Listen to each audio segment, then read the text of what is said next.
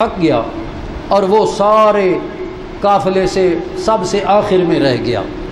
حضور علیہ الصلوۃ والسلام قضائے حاجت کے لیے پیچھے رکے تھے، پھر آپ اپنی سواری کو تیز کر کے جب قافلے کے قریب آئے تو دیکھا تو جابر سب سے پیچھے۔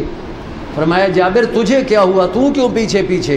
میں نے کہا جی یہ میرا اونٹ تھک گیا ہے، چل نہیں رہا، اس لیے پیچھے پیچھے ہوں۔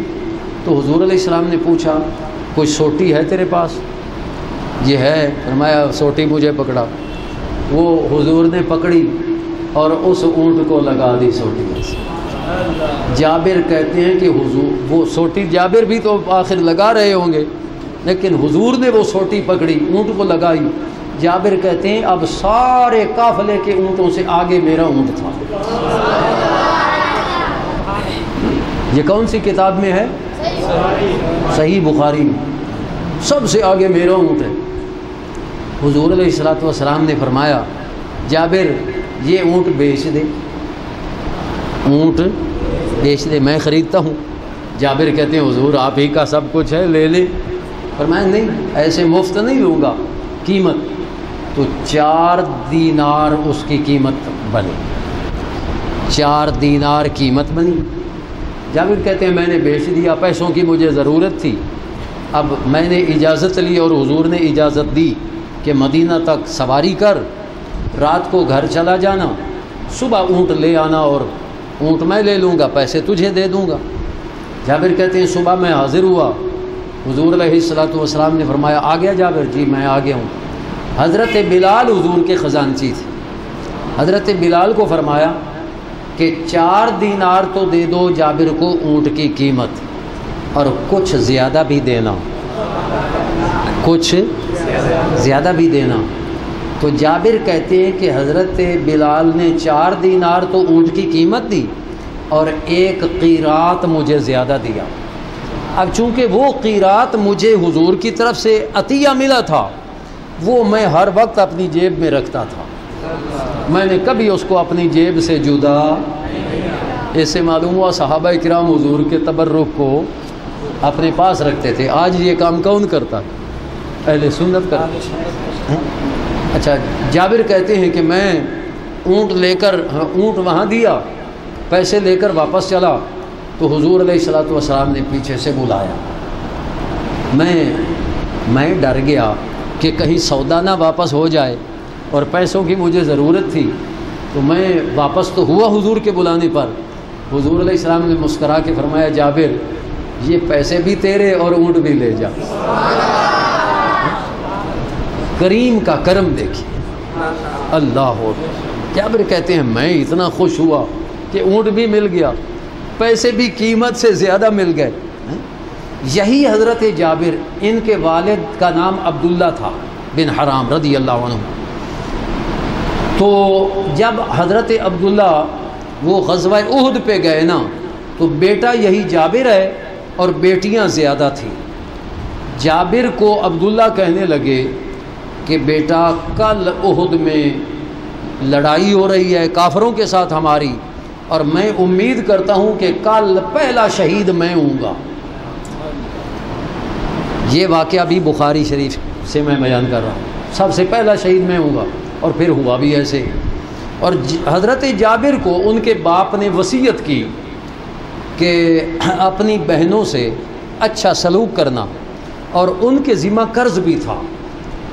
جابر کو کہنے لگے کہ یہ قرض بھی میرا ادا کرنا۔ جابر کہتے ہیں کہ جب والد فوت ہو گئے اور قرض خواہ یہودی تھے، ان کو پتہ چلا کہ عبداللہ تو فوت ہو گئے ہیں، وہ آ گئے قرض لینے کے لیے، لیکن میرے باغ کی جو کھجوریں تھیں وہ بیمار ہو گئیں اور پھل بہت تھوڑا تھا، یعنی میرے قرضے کا 10واں حصہ بھی نہیں تھا۔ تو جب قرض خواہوں نے آ کر مجھے تنگ کیا اور کہا کہ ہم تو لے کر جائیں گے، تو بخاری میں لفظ ہیں فَاسْتَعَنْتُ النَّبِيَّ صلی اللہ علیہ وسلم۔ کیا لفظ ہیں؟ فَاسْتَعَنْتُ النَّبِيَّ صلی اللہ علیہ وسلم۔ میں نے جا کر حضور سے مدد مانگی، میں نے جا کر حضور علیہ الصلوۃ والسلام سے مدد مانگی۔ وہ مدد یوں مانگنا چاہتے تھے کہ حضور سفارش کر دیں اور قرض خواہ مجھے کچھ مہلت دے دیں، جتنی کھجوریں ہیں لے لیں اور باقی قرض کی مہلت دے دیں۔ حضور تشریف لائے، آپ نے سفارش کی، لیکن وہ تو یہودی تھے، ان کو حضور کی سفارش کی کیا قدر، وہ تو بگڑ گئے، کہنے نہیں نہیں لے کر جائیں گے۔ تو حضور علیہ الصلوۃ والسلام نے فرمایا جابر ایسا کر، اپنے باغ کی کھجوریں اتار اور ہر قسم کی کھجوریں الگ الگ رکھنا، ملانا نہیں، الگ ڈھیریاں لگانا۔ جابر کہتے ہیں میں نے ڈھیریاں لگا لیں کھجوریں اتار کر۔ حضور علیہ الصلوۃ والسلام نے فرمایا کہ جب کھجوریں اتار لے تو مجھے پھر بتانا۔ فرمایا جابر نے پیغام بھیجا کہ حضور وہ کھجوریں میں اتار چکا ہوں۔ رسول اللہ علیہ السلام تشریف لائے، آپ ان کھجوروں کی جو ڈھیریاں تھیں نا، صرف ایک ڈھیری کے ارد گرد حضور چل بھی رہے ہیں اور کچھ پڑھ بھی رہے ہیں۔ اب مجھے فرمایا کہ جابر تو قرضہ ادا کر، میں چلتا ہوں۔ حضور تشریف لے گئے۔ جابر کہتے ہیں کہ مجھے حضور نے حکم دیا تھا، میں قرض خواہوں کا قرضہ ادا کرتا رہا۔ میرا دل یہ چاہتا تھا کہ اگر قرضے سے جان چھوٹ جائے، اگر کھجور کا ایک دانہ بھی گھر کے لیے نہ بچے تو کوئی بات نہیں، قرضہ اتر جائے۔ لیکن کہتے ہیں میں قرضہ دیتا رہا، کھجوریں ناپ ناپ کے دیتا رہا۔ جب سارے قرض خواہوں کا قرضہ میں ادا کر چکا اور باقی ڈھیریاں تو ایسے پڑی تھیں، جس ڈھیری سے میں دے رہا تھا میں نے جب دیکھا تو وہ جوں کی تو تھی، اس میں سے ایک کھجور بھی معلوم ہوتا تھا کم نہیں ہوئی۔ جابر کہتے ہیں میں خوش ہوا، میں حضور کے پاس دوڑا کہ حضور قرضہ بھی ادا ہو گیا، کھجوریں ساری بچ گئیں۔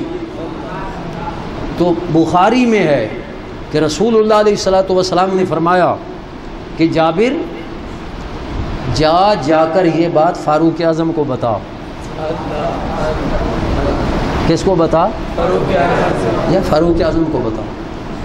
اس سے معلوم ہوا کہ حضور چاہتے ہیں کہ رسول اللہ کی عظمتوں کا سارے صحابہ میں چرچا ہو، ہے نا۔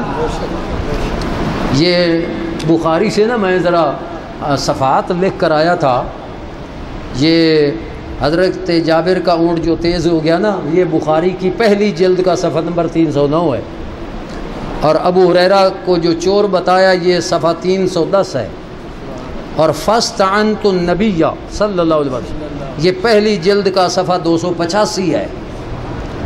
فاروق اعظم کو بتانے کا جو حکم دیا یہ صفحہ نمبر 322 ہے، ٹھیک ہے نا۔ اچھا، فاروق اعظم کو میں نے جا کر بتایا کہ فاروق میرا قرضہ بھی ادا ہو گیا، کھجوریں بھی ساری بچ گئیں۔ فاروق اعظم کہنے لگے کہ جابر تو اب بتا رہا ہے، مجھے تو اسی وقت پتہ چل گیا تھا جب رسول اللہ علیہ السلام نے فرمایا تھا کہ یا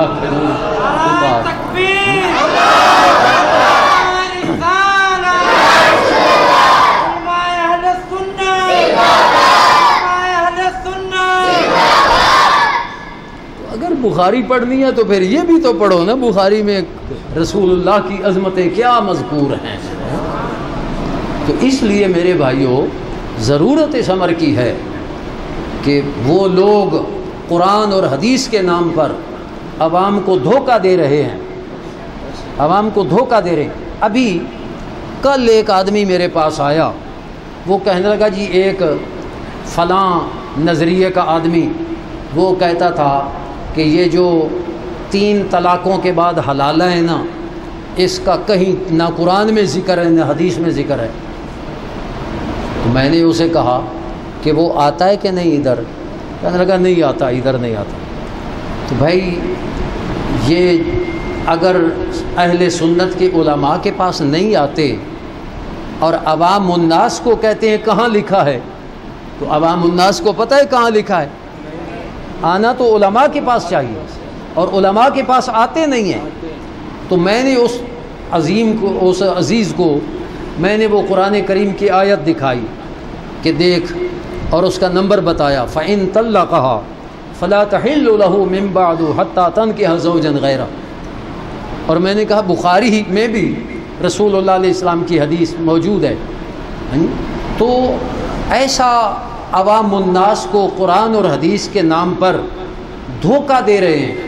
اور یاد رکھیے، جہاں رسول پاک علیہ السلام نے علماء کو انبیاء کا وارث فرمایا ہے نا، تو وہاں رسول اللہ علیہ الصلوۃ والسلام نے ایسے دھوکہ دینے والے علماء سے بھی اپنی امت کو آگاہ فرمایا ہے۔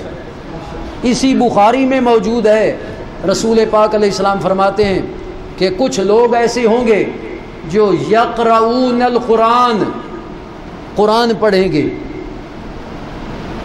نماز پڑھیں گے، یحقر احدکم صلاتہ مع صلاتہم وصیامہ مع صیامہم، اپنے روزوں کو ان کے روزوں کے سامنے حقیر جانو گے، اپنی نمازوں کو ان کی نمازوں کے سامنے حقیر جانو گے، یمرقون من الدین، لیکن وہ دین سے نکل جائیں گے، کما یمرق السہم من الرمیہ، جیسے تیر شکار میں سے پار ہو جاتا ہے اور شکار کا کوئی اثر اس پر نہیں ہوتا، دین سے وہ ایسے نکل جائیں گے کہ ان پر دین کا کوئی اثر ہے۔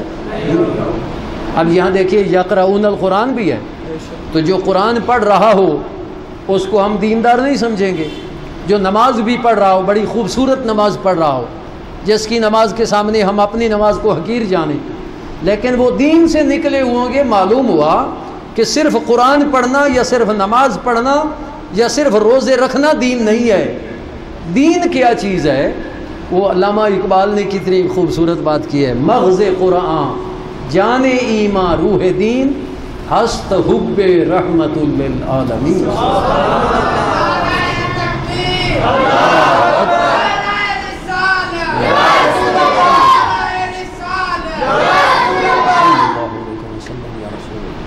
حضرات گرامی، یہ دھوکہ یوں بھی دیا جاتا ہے، ہماری طرف منسوب کیا جاتا ہے کہ حدیث کچھ کہتی ہے، یہ کچھ کہتے ہیں، یہ حدیث کچھ کہتی ہے، یہ اپنے امام کی بات مانتے ہیں۔ تو کیا ہمارے امام وہ قرآن اور حدیث کے مخالف ہیں؟ الحمدللہ ہمارے امام نے ہمیں قرآن و حدیث ہی سکھایا ہے۔ یہ جو فقہ ہے یہ قرآن و حدیث کا خلاصہ ہے جو علماء احناف نے ہمارے سامنے پیش کیا، اور ان کا وہ احسان ہے کہ ساری زندگی ہم ان کے احسان کا بدلہ نہیں دے سکتے۔ دعا ہی دیں گے اللہ تعالیٰ ان کے درجات کو بلند و بالا فرمائے۔ تو اس لیے ضرورت اس امر کی ہے کہ ہمارے عوام الناس، اگر آپ کو کوئی کسی مسئلہ میں کہے کہ یہ کہاں لکھا ہے، تو اس سے پوچھئے کہ آپ نے مجھے کسی دارالعلوم کا مفتی سمجھ لیا؟ میں کوئی شیخ الحدیث ہوں، میں کوئی عالم ہوں جو مجھ سے پوچھتا ہے یہ کہاں لکھا ہے؟ نا اس کا بازو پکڑو، کہو آ ہمارے حضرت علامہ کے پاس، وہ تمہیں حوالہ دکھائیں کہاں لکھا ہے۔ مر جائے گا، ادھر نہیں آئے گا، اور یہی ان کے جھوٹا ہونے کی دلیل ہے۔ اور خود اپنے علماء، اور کوئی کام ہو بھی صحیح نا، تو آدمی کو کئی کام ہوتے ہیں، لیکن جس کام کے بغیر تھوڑا سا گزارا ہو اس کو چھوڑ دیتا ہے، اور جو ضروری کام ہو وہ کر لیتا ہے نا۔ تو کیا ہمارے لیے کوئی ضروری اور کام ہو، یا سب سے زیادہ ضروری ہم بخاری کا درس سننا سمجھیں؟ اگر کوئی اور کام ہو بھی صحیح، ان کو گھنٹے کے لیے جتنا بھی حضرت وقت دیں گے، اور کوئی کام ہے اس کو چھوڑ دو، یہ کام کرو، انشاءاللہ بخاری کا درس سننے کے لیے آپ جو کام چھوڑیں گے اس کا نقصان نہیں ہوگا، اللہ اس میں بھی نفع دے گا۔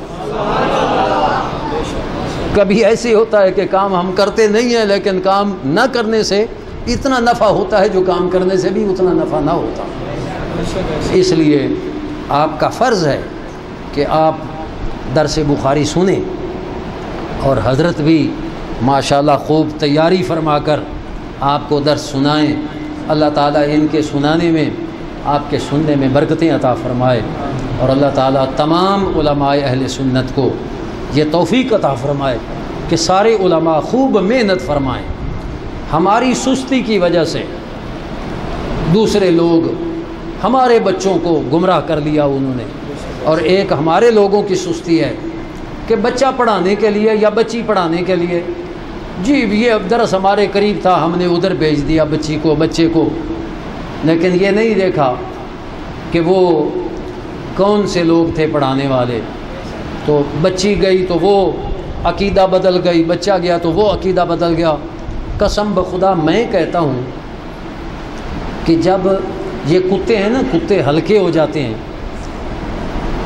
تو گاؤں میں مثلاً عموماً گاؤں میں یہ کتے ہلکے ہو جائیں نا تو گاؤں میں اعلان ہوتا ہے کہ کتا ہلکا ہو گیا، اپنے بچوں کو گھروں میں محفوظ کر لو، اپنے گھروں میں بچوں کو محفوظ، باہر نہ نکلنے دو، کیونکہ ہو سکتا ہے بچہ باہر نکلے تو کتا کاٹ لے، وہ ہلکا کتا کاٹ لیتا ہے، اور اس کی زہر ایسی ہوتی ہے کہ جس کو وہ کاٹے اس میں بھی وہ بیماری آ جاتی ہے۔ تو میں سمجھتا ہوں کہ ہلکا کتا بچے کو کاٹ لے تو زیادہ سے زیادہ مر جائے گا نا، اور جس گستاخ نبی کے پاس بھیجو گے وہ اس کو گستاخ بنا دے گا، کتنی نسلیں برباد کر دی ہیں۔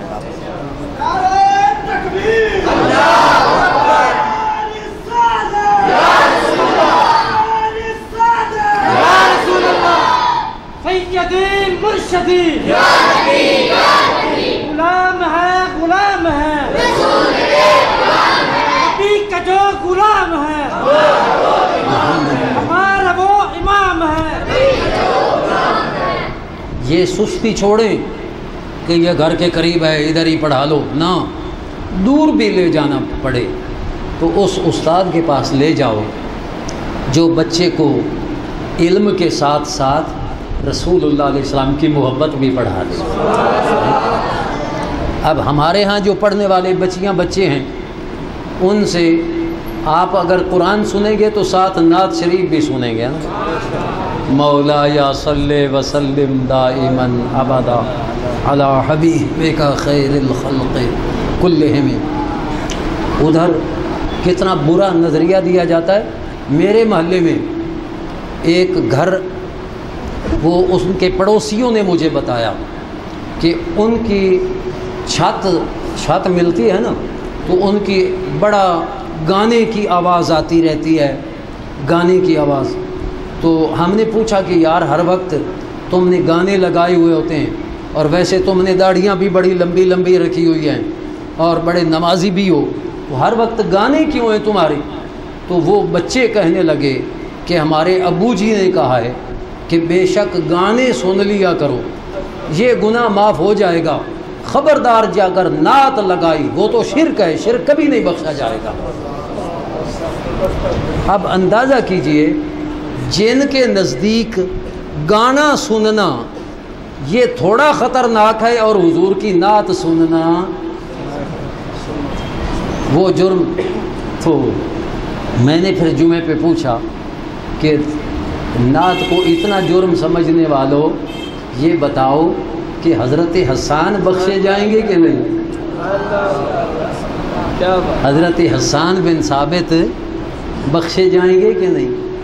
جو حضور کی نعت قریب کھڑے ہو کر، اور حضور علیہ الصلوۃ والسلام ان کے لیے کبھی ممبر رکھواتے، کبھی چادر بچھاتے اور فرماتے حسان میری نعت پڑھ، اور پھر حسان جب نعت پڑھتے تو حضور دعائیں دے رہے ہوتے، اللہم ایدہ بروح القدس۔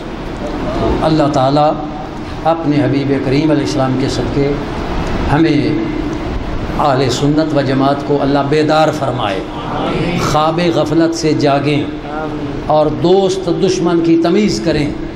اللہ تعالیٰ اپنے حبیب کریم علیہ السلام کے صدقے ماشاءاللہ ماشاءاللہ جنازہ تھا استاد جی، دیر ہو گئی۔ ٹھیک جزاک اللہ۔ تو جو کچھ میں نے عرض کیا اللہ تعالیٰ اس پر مجھے بھی اور آپ کو بھی سب کو عمل کی توفیق عطا فرمائے۔ وآخر دعوانا ان الحمد للہ رب العالمین۔